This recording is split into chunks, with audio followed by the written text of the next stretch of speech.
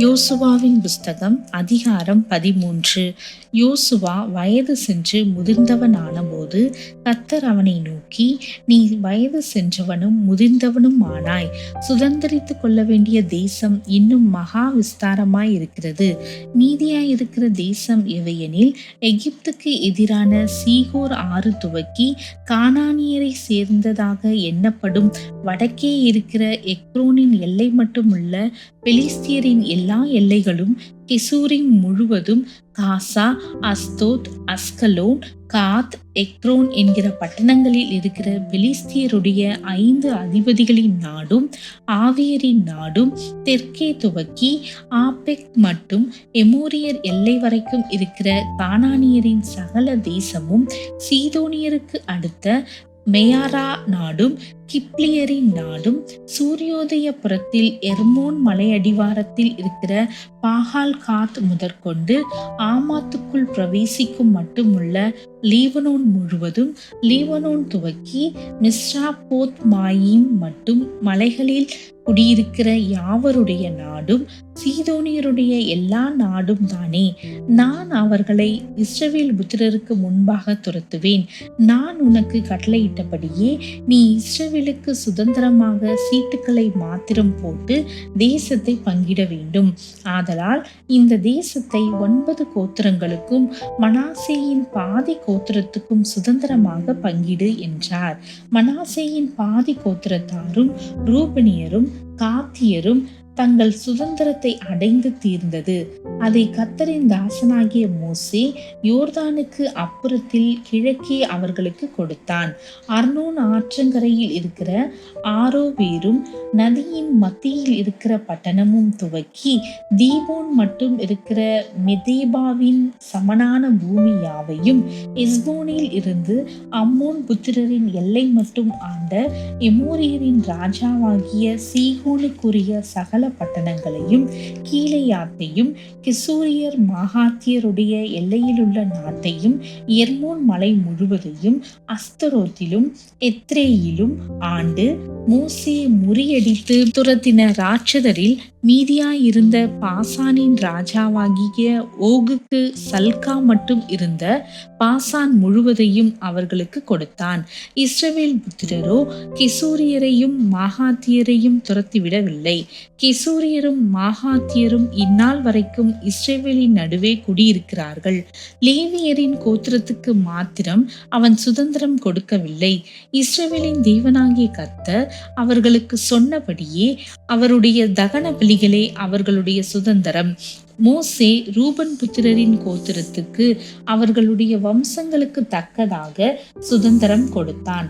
அர்னோன் ஆற்றங்கரையில் இருக்கிற ஆரோவேரும் ஆற்றின் மத்தியில் இருக்கிற பட்டணம் தொடங்கி மெதேபா வரைக்கும் உள்ள சமபூமி முழுவதும், சமபூமியில் இருக்கிற எஸ்போனும் அதன் எல்லா பட்டணங்களும் ஆகிய தீபோன், பாமோத் பாகால், பெத் பாகால், மேயோன், யாகாசா, கெதமோத், மேபாகாத், கீரியாத்தாயிம், சிப்மா, பள்ளத்தாக்கின் மலையில் உள்ள செரேகார், பெத்பேயோர், அஸ்தோத் பிஸ்கா, பெத்ஷிமோத் முதலான சமபூமியிலுள்ள எல்லா பட்டணங்களும், எஸ்போனின் ஆண்டிருந்த சீகோன் என்னும் எமோரியருடைய ராஜாவின் ராஜ்யம் முழுவதும் அவர்கள் எல்லைக்குள்ளாயிற்று.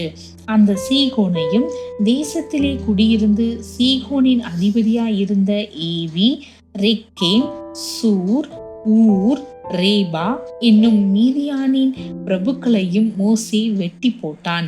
இஸ்ரவேல் புத்திரர் வெட்டின மற்றவர்களோடு கூட பேயோரின் குமாரனாகிய பாலாம் என்னும் குறி சொல்லுகிறவனையும் பட்டயத்தினால் வெட்டி போட்டார்கள். அப்படியே யோர்தானும் அதற்கு அடுத்ததும் ரூபன் புத்திரரின் எல்லையாயிற்று. இந்த பட்டணங்களும் இவைகளின் கிராமங்களும் ரூபன் புத்திரருக்கும் அவர்கள் வம்சங்களின் படி வந்த சுதந்திரம். காத் புத்திரரின் கோத்திரத்துக்கு மோசே அவர்கள் வம்சங்களுக்கு தக்கதாக கொடுத்தது என்னவெனில், யாசேரும் கீலேயாத்தின் சகல பட்டணங்களும், ரபாவுக்கு எதிரே இருக்கிற ஆரோவேர் மட்டுமுள்ள அம்மோன் புத்திரரின் பாதி தேசமும், எஸ்போன் துவக்கி ராமாத் மிஸ்பே மட்டும் பெத்தோனிம் வரைக்கும் இருக்கிறதும், மகனாயிம் துவக்கி தெபீரின் எல்லை மட்டும் இருக்கிறதும், எஸ்போனின் ராஜாவாகிய சீகோனுடைய ராஜ்யத்தின் மற்ற பங்காகிய பள்ளத்தாக்கில் இருக்கிற பெத்தாராமும், பெத் நிம்ராவும், சுக்கோத்தும், சாப்போனும், யோர்தான் மட்டும் இருக்கிறதும், கிழக்கே யோர்தானின் கரையோரமாய் கின்னரோத் கடலின் கடையாந்திரம் மட்டும் இருக்கிறதும் அவர்கள் எல்லைக்குள்ளாயிற்று. இந்த பட்டணங்களும் இவைகளின் கிராமங்களும் காத் புத்திரருக்கு அவர்களுடைய வம்சங்களின்படி வந்த சுதந்திரம். மனாசே புத்திரரின் பாதி கோத்திரத்துக்கும் மூசே அவர்கள் வம்சத்துக்கு தக்கதாக கொடுத்தான். மகனாயும் துவக்கி பாசானின் ராஜாவாகிய ஓகின் முழு ராஜ்யமாயிருக்கிற பாசான் முழுவதும், பாசானில் உள்ள யாவீரின் சகல ஊர்களுமான 60 பட்டணங்கள் அவர்கள் எல்லைக்குள்ளாயிற்று. பாதி கீலேயாத்தையும், பாசானிலே அஸ்தரோத், எத்ரேயி என்னும் ஓகு ராஜ்யத்தின் பட்டணங்களையும் மனாசேயின் குமாரனாகிய மாகீரின் புத்திரர் பாதி பேருக்கு அவர்களுடைய வம்சங்களின்படியே கொடுத்தான். மோசே கிழக்கே எரிகோவின் அருகே யோர்தானுக்கு அக்கறையில் இருக்கிற மோவாபின் சமனான வெளிகளில் சுதந்திரமாக கொடுத்தவைகள் இவைகளே. லேவி கோத்திரத்திற்கு மோசே சுதந்திரம் கொடுக்கவில்லை. இஸ்ரவேலின் தேவனாகிய கர்த்தர் அவர்களுக்கு சொல்லி இருக்கிறபடியே அவரே அவர்களுடைய சுதந்திரம். யோசுவாவின் புஸ்தகம் அதிகாரம் 14. கானான் தேசத்திலே இஸ்ரவேல் புத்திரர் சுதந்திரித்து கொண்ட தேசங்களை ஆசாரியனாகிய எலேயாசரும் நூனின் குமாரனாகிய யோசுவாவும் இஸ்ரவேல் புத்திரருடைய கோத்திர பிதாக்களின் தலைவரும் கர்த்தர் மோசேயை கொண்டு கட்டளையிட்டபடி சீட்டு போட்டு 9 கோத்திரங்களுக்கும் சுதந்திரமாக பங்கிட்டார்கள். மற்ற 2 கோத்திரங்களுக்கும் மோசே யோர்தானுக்கு அப்புறத்திலே சுதந்திரம் கொடுத்திருந்தான். லேவியருக்கு மாத்திரம் அவர்கள் நடுவே சுதந்திரம் கொடுக்கவில்லை. மனாசே, எப்பிராயிம் என்னும் யோசேப்பின் புத்திரர் 2 கோத்திரங்கள் ஆனார்கள். ஆதலால் அவர்கள் லேவியருக்கு தேசத்திலே பங்கு கொடாமல் குடியிருக்கும்படி பட்டணங்களையும் அவர்களுடைய ஆடு மாடுகள் முதலான சொத்துக்காக வெளிநிலங்களை மாத்திரம் அவர்களுக்கு கொடுத்தார்கள். கர்த்தர் மோசேக்கு கட்டளையிட்டபடி இஸ்ரவேல் புத்திரர் செய்து தேசத்தை பங்கிட்டார்கள். அப்பொழுது யூதாவின் புத்திரர் கில்காலிலே யோசுவாவின் இடத்தில் வந்தார்கள். கேனாசியன் எப்புனேயின் குமாரனாகிய காலேப் அவனை நோக்கி, காதேஸ் பர்னேயாவிலே கர்த்தர் என்னை குறித்தும் உம்மை குறித்தும் தேவனுடைய மனுஷனாகிய மோசேயோடே சொன்ன வார்த்தையை நீர் அறிவீர்.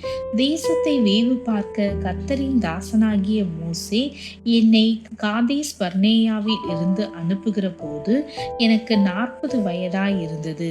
என் இருதயத்தில் உள்ளபடியே அவருக்கு மறு செய்தி கொண்டு வந்தேன். ஆனாலும் என்னோட கூட வந்த என் சகோதரர் ஜனத்தின் இருதயத்தை கரைய பண்ணினார்கள். நானோ என் தேவனாகிய கர்த்தரை உத்தமமாய் பின்பற்றினேன். அந்நாளிலே மோசே, நீ என் தேவனாகிய கர்த்தரை உத்தமமாய் பின்பற்றினபடியினால் உன் கால் மிதித்த தேசம் உனக்கும் உன் பிள்ளைகளுக்கும் என்றைக்கும் சுதந்திரமாய் இருக்க கடவது என்று சொல்லி ஆணையிட்டார். இப்போதும் இதோ கர்த்தர் சொன்னபடியே என்னை உயிரோடே காத்தார்.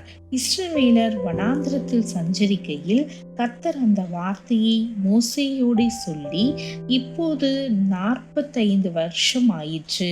இதோ இன்று நான் 85 வயதுள்ளவன்.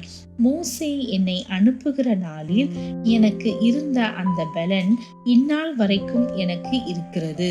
யுத்தத்திற்கு போக்கும் வரத்துமாய் இருக்கிறதற்கு அப்பொழுது எனக்கு இருந்த பலன் இப்போதும் எனக்கு இருக்கிறது. ஆகையால் கர்த்தர் அந்நாளிலே சொன்ன இந்த மலை நாட்டை எனக்கு தாரும். அங்கே ஏனாக்கியரும் அரணிப்பான பெரிய பட்டணங்களும் உண்டென்று நீர் அந்நாளிலே கேள்விப்பட்டீரே. கர்த்தர் என்னோடிருப்பாரானால் கர்த்தர் சொன்னபடி அவர்களை துரத்தி விடுவேன் என்றான். அப்பொழுது யோசுவா எப்புன்னேயின் குமாரனாகிய காலேப்பை ஆசீர்வதித்து எபிரோனை அவனுக்கு சுதந்திரமாக கொடுத்தான். ஆதலால் கேனாசியனான எப்புன்னேயின் குமாரனாகிய காலேப் இஸ்ரவேலின் தேவனாகிய கர்த்தரை உத்தமமாய் பின்பற்றினபடியினால் இந்நாள் மட்டும் இருக்கிறபடி எபிரோன் அவனுக்கு சுதந்திரமாயிற்று. முன்னே எபிரோனுக்கு கீரியாத் அர்பா என்று பேர் இருந்தது. அர்பா என்பவன் ஏனாக்கியருக்குள்ளே பெரிய மனுஷனாயிருந்தான். யுத்தம் ஓய்ந்ததினால் தேசம் அமைதலாயிருந்தது. யோசுவாவின் புஸ்தகம் அதிகாரம் 15. யூதா புத்திரரின் கோத்திரத்திற்கு அவர்களுடைய வம்சங்களின்படி உண்டான பங்கு வீதமாவது: ஏதோமின் எல்லைக்கு அருகான சீன் வனாந்திரமே தென்புறத்தின் கடையெல்லை. தென்புறமான அவர்களுடைய எல்லை உப்பு கடலின் கடைசியில் தெற்கு முகமாய் இருக்கிற முனை துவக்கி தென்புறத்தில் இருக்கிற அக்ராபீமின் மேடுகளுக்கும் அங்கே இருந்து சீனுக்கும் போய் தெற்கே இருக்கிற காதேஸ் பர்னேயாவுக்கு ஏறி எஸ்ரோனை கடந்து ஆதாருக்கு ஏறி கர்காவை சுற்றி போய் அஸ்மோனுக்கும் அங்கே இருந்து எகிப்தின் ஆற்றுக்கும் சென்று கடல் மட்டும் போய் முடியும். இதுவே உங்களுக்கு தென்புறமான எல்லையாயிருக்கும் என்றான். கீழ்ப்புறமான எல்லை யோர்தான் முகத்வாரம் மட்டும் இருக்கிற உப்பு கடல். வடப்புறமான எல்லை யோர்தான் முகத்வாரமாய் இருக்கிற கடலின் முனை துவக்கி பெத் எக்லாவுக்கு ஏறி வடக்கே இருக்கிற பெத் அரபாவை கடந்து ரூபனின் குமாரனாகிய போகனின் கல்லுக்கு ஏறி போய் அப்புறம் ஆகூர் பள்ளத்தாக்கை விட்டு தெபீருக்கு ஏறி வடக்கே ஆற்றின் தென்புறமான அதுமீமின் மேட்டுக்கு முன்பாக இருக்கிற கில்காலுக்கு நேராகவும் அங்கே இருந்து என்சேமேசின் தண்ணீரிடத்திற்கும் போய் ரொகேல் என்னும் கிணற்றுக்கு சென்று அப்புறம் எபூசியர் குடியிருக்கிற எருசலேமுக்கு தென்புறமாய் இன்னோமுடைய குமாரரின் பள்ளத்தாக்கை கடந்து வடக்கே இருக்கிற ராட்சதருடைய பள்ளத்தாக்கின் கடைசியில் மேற்காக இன்னோம் பள்ளத்தாக்கின் முன்னின் இருக்கிற மலையின் சிகரம் மட்டும்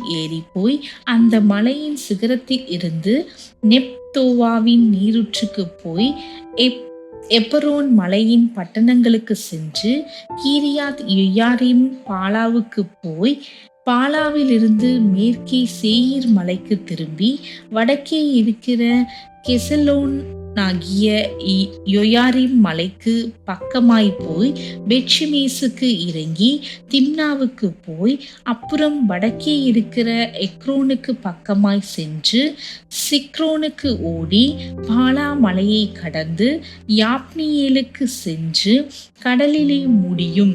மேற்புறமான எல்லை பெரிய சமுத்திரமே. இது யூதா புத்திரருக்கு அவர்களுடைய வம்சங்களின்படி சுற்றிலும் இருக்கிற எல்லை. எப்புன்னேயின் குமாரனாகிய காலேபுக்கு யோசுவா கர்த்தர் தனக்கு கட்டளையிட்டபடி ஏனாக்கின் தகப்பனாகிய அர்பாவின் பட்டணமான எபிரோனையும் யூதா புத்திரரின் நடுவே பங்காக கொடுத்தான். அங்கே இருந்த சேசாய், அகிமான், தல்மாய் என்னும் ஏனாக்கின் 3 குமாரரையும் காலேப் துரத்திவிட்டு அங்கே இருந்து தெபீரின் குடிகளிடத்திற்கு போனான். முற்காலத்திலே தெபீரின் பேர் கீரியாத் செப்பேர். கீரியாத் செப்பேரை சங்காரம் பண்ணி பிடிக்கிறவனுக்கு என் குமாரத்தியாகிய அக்சாலை விவாகம் பண்ணி கொடுப்பேன் என்று காலேப் சொன்னான். அப்பொழுது காலேப்பின் சகோதரனாகிய கேனாசின் மகன் ஒத்னியேல் அதை பிடித்தான். ஆகையால் தன் குமாரத்தி அக்சாலை அவனுக்கு விவாகம் பண்ணி கொடுத்தான். அவள் புறப்படுகையில் தன் தகப்பனிடத்தில் ஒரு வயல்வெளியை கேட்க வேண்டும் என்று அவனிடத்தில் உத்தரவு பெற்றுக்கொண்டு கழுதையின் மேல் இருந்து இறங்கினாள். காலை பார்த்து உனக்கு என்ன வேண்டும் என்றான்.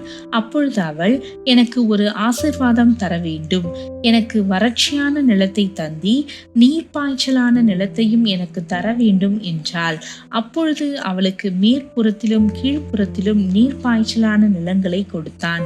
யூதா புத்திரருக்கு அவர்களுடைய வம்சங்களின்படி உண்டான சுதந்திரம் என்னவென்றால், கடையாந்திர தென்புறமான ஏதோமின் எல்லைக்கு நேராய் யூதா புத்திரரின் கோத்திரத்திற்கு கிடைத்த பட்டணங்களாவன: கப்சேயேல், ஏதீர், யாகூர், கீனா, திமோனா, அதாதா, கேதேஸ், ஆத்சோர், இத்னான், சீப், தேலேம், பெயாலோத், ஆத்சோர், அதாத்தா, கீரியோத், எஸ்ரோன் என்னும் ஆத்சோர், ஆமாம், சேமா, மொலாதா, Hazargaddah, Heshmon, பெத்பாலோத், ஆத்சார் சுவால், பெயசெபா, பிஸ்யோத்யா, Bala, ஈயின், ஆத்சேம், எல்தோலாத், கெசீல், ஒர்மா, சிக்லாக், மத்மன்னா, சன்சன்னா, Lebaoth, Shilhim, ஆயின், ரிம்மோன் என்பவைகள். எல்லா பட்டணங்களும் அவைகளுடைய கிராமங்களும் உட்பட 29. பள்ளத்தாக்கு நாட்டில் எஸ்தாவோல், சோரியா, அஷ்னா, சனோகா, என்கன்னீம், தப்புவா, ஏனாம், யர்மோத், அதுல்லாம், சோக்கோ, அசெக்கா, சாராயிம், அதித்தாயிம், கெதேரா, கெதேரொத்தாயிம். இந்த பட்டணங்களும் அவைகளுடைய கிராமங்களும் உட்பட 14. சேனான், அதாஷா, மிக்தால்காத், திலியோன், மிஸ்பே, யோக்தேயேல், லாகீஸ், போஸ்காத், எக்லோன், காபோன், லகமாம், கித்லீஷ், கெதிரோத், பெத்தாகோன், நாகமா, மக்கேதா. இந்த பட்டணங்களும் அவைகளுடைய கிராமங்களும் உட்பட 16. லிப்னா, ஏத்தேர், ஆஷான், இப்தா, அஸ்னா, நெத்சி, கேகிலா, அக்சீப், மரேஷா.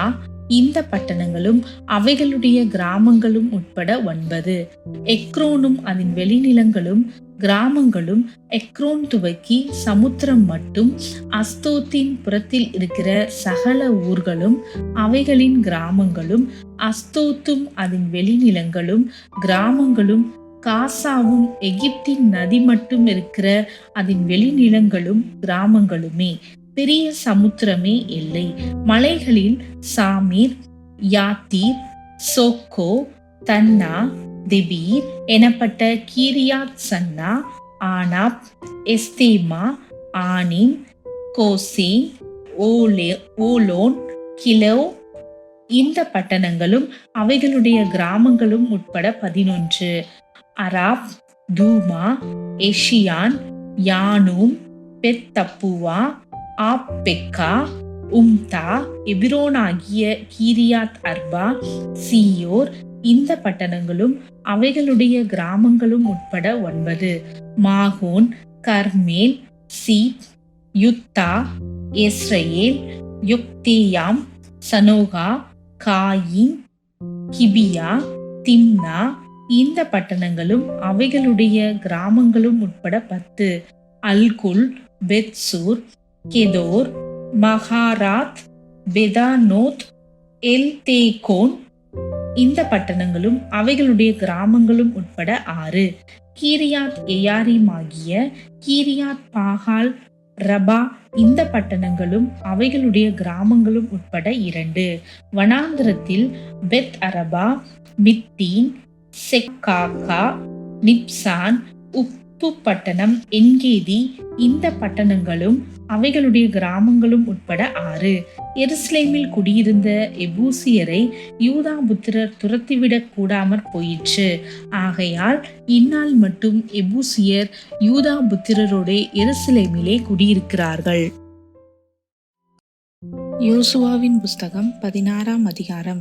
யோசேப்பின் புத்திரருக்கு விழுந்த சீட்டினால் அகப்பட்ட பங்கு வீதமாவது: எரிகோவின் அருகே இருக்கிற யோர்தானிலிருந்து யோர்தானுக்கு கிழக்கான தண்ணீருக்கு போய் எரிகோ துவக்கி பெத்தேலின் மலைகள் மட்டுமுள்ள வனாந்திர வழியாகவும் சென்று பெத்தேலிலிருந்து லூசுக்கு போய் அர்கியினுடைய எல்லையாகிய அதரோத்தை கடந்து மேற்கே யப்லத்தியரின் எல்லைக்கும் தாழ்வான பெத்தரோன் காசேர் என்னும் எல்லைகள் மட்டும் இறங்கி சமுத்திரம் வரைக்கும் போய் முடியும். இதை யோசேப்பின் புத்திரராகிய மனாசேயும் எப்பிராயிமும் சுதந்தரித்தார்கள். எப்பிராயிம் புத்திரருக்கு அவர்களுடைய வம்சங்களின்படி உண்டான சுதந்திரத்தினுடைய கிழக்கு எல்லை அதரோத் அதார் துவக்கி மேலான பெத்தோரோன் மட்டும் போகிறது. மேற்கு எல்லை மிக்மேத்தாத்திற்கு வடக்காக சென்று கிழக்கே தானாத் சீலோவுக்கு திரும்பி அதை யனோகாவுக்கு கிழக்காக கடந்து யனோகாவில் இருந்து அதரோத்திற்கும் நகராத்திற்கும் இறங்கி எரிகோவின் அருகே வந்து யோர்தானுக்கு செல்லும். தப்புவாவில் இருந்து மேற்கு எல்லை கானா நதிக்கு போய் சமுத்திரத்திலே முடியும். இது எப்பிராயிம் புத்திரரின் கோத்திரத்திற்கு அவர்கள் வம்சங்களின்படி உண்டான சுதந்திரம். பின்னும் எப்பிராயிம் புத்திரருக்கு பிரத்யேகமாய் கொடுக்கப்பட்ட பட்டணங்களும் அவைகளின் கிராமங்களும் எல்லாம் மனாசே புத்திரருடைய சுதந்திரத்தின் நடுவே இருக்கிறது. அவர்கள் காசேரிலே குடியிருந்த கானானியரை துரத்திவிடவில்லை. ஆகையால் கானானியர் இந்நாள் மட்டும் இருக்கிறபடி எப்பிராயிமருக்குள்ளே குடியிருந்து பகுதி கட்டுகிறவர்களாய் சேவிக்கிறார்கள். யோசுவாவின் புஸ்தகம் 17ஆம் அதிகாரம். மனாசே கோத்திரத்திற்கும் பங்கு கிடைத்தது. அவன் யோசேப்புக்கு முதற் பேரானவன். மனாசேயின் மூத்த குமாரனும் கிளையாத்தின் தகப்பனுமான மாகீர் யுத்த மனுஷனானபடியினால் கீலேயாத்தும் பாசானும் அவனுக்கு கிடைத்தது. அபியேசரின் புத்திரரும் ஏலேக்கின் புத்திரரும் அஸ்ரியேலின் புத்திரரும் செகேமின் புத்திரரும் எப்பேரின் புத்திரரும் செமிதாவின் புத்திரருமான மனாசேயினுடைய மற்ற குமாரரின் புத்திரராகிய அபியேசரின் வம்சங்களுக்கு தக்க சுதந்திரம் கொடுக்கப்பட்டது. தங்கள் வம்சங்களுக்குள்ளே அவர்களே யோசேப்புடைய குமாரனாகிய மனாசேயின் ஆண் பிள்ளைகளாய் இருந்தார்கள். மனாசேயின் குமாரனாகிய மாகீருக்கு பிறந்த கிளையாத்தின் குமாரனாகிய எப்பேரின் மகன் செலோப்பியாத்துக்கும் குமாரத்திகள் தவிர குமாரர் இல்லை. அவன் குமாரத்திகளின் நாமங்கள் மக்லால், நோவால், ஒக்லால், மில்கால், திர்சால் என்பவைகள். அவர்கள் ஆசாரியனாகிய எலேயாசருக்கும் நூனின் குமாரனாகிய யோசுவாவுக்கும் பிரபுக்களுக்கும் முன்பாக சேர்ந்து வந்து, எங்கள் சகோதரர் நடுவே எங்களுக்கு சுதந்திரம் கொடுக்கும்படி கர்த்தர் மோசேக்கு கட்டளையிட்டார் என்றார்கள். ஆகையால் அவர்கள் தகப்பனுடைய சகோதரரின் நடுவே கர்த்தருடைய வாக்கின்படி அவர்களுக்கு சுதந்திரம் கொடுத்தான். யோர்தானுக்கு அப்புறத்திலே இருக்கிற கீலேயாத், பாசான் என்னும் தேசங்களை அல்லாமல் மனாசேக்கு சீட்டிலே விழுந்தது 10 பங்குகளாம். மனாசேயின் குமாரத்திகள் அவன் குமாரருக்குள்ளே சுதந்திரம் பெற்றார்கள். மனாசேயின் மற்ற புத்திரருக்கு கீலேயாத் தேசம் கிடைத்தது. மனாசேயின் எல்லை ஆசேர் தொடங்கி சீகேமின் முன்னிருக்கிற மிக்மேத்தாவுக்கும் அங்கே இருந்து வலதுபுறமாய் என் தப்புவாவின் குடிகளிடத்திற்கும் போகிறது. தப்புவாவின் நிலம் மனாசேக்கு கிடைத்தது. மனாசேயின் எல்லையோடு இருக்கிற தப்புவாவோ எப்பிராயிம் புத்திரரின் வசமாயிற்று. அப்புறம் அந்த எல்லை கானா என்னும் ஆற்றுக்கு போய் ஆற்றுக்கு தெற்காக இறங்குகிறது. மனாசேயினுடைய பட்டணங்களின் நடுவே இருக்கிற அவ்விடத்து பட்டணங்கள் எப்பிராயிமுடையவைகள். மனாசேயின் எல்லை ஆற்றுக்கு வடக்கே இருந்து சமுத்திரத்திற்கு போய் முடியும். தென்னாடு எப்பிராயிமுடையது, வடநாடு மனாசேயினுடையது. சமுத்திரம் அதன் எல்லை. அது வடக்கே ஆசேரையும் கிழக்கே இசக்காரையும் தொடுகிறது. இசக்காரிலும் ஆசேரிலும் இருக்கிற 3 நாடுகளாகிய பெத்சேயானும் அதன் ஊர்களும், இப்ளேயாமும் அதன் ஊர்களும், தோரின் குடிகளும் அதன் ஊர்களும், எந்தோரின் குடிகளும் அதன் ஊர்களும், தானாகின் குடிகளும் அதன் ஊர்களும், மெகிதோவின் குடிகளும் அதன் ஊர்களும் மனாசேயினுடையவைகள். மனாசேயின் புத்திரர் அந்த பட்டணங்களின் குடிகளை துரத்திவிடக் கூடாமற் போயிற்று. கானானியர் அந்த சீமையிலே தானே குடியிருக்க வேண்டுமென்று இருந்தார்கள்.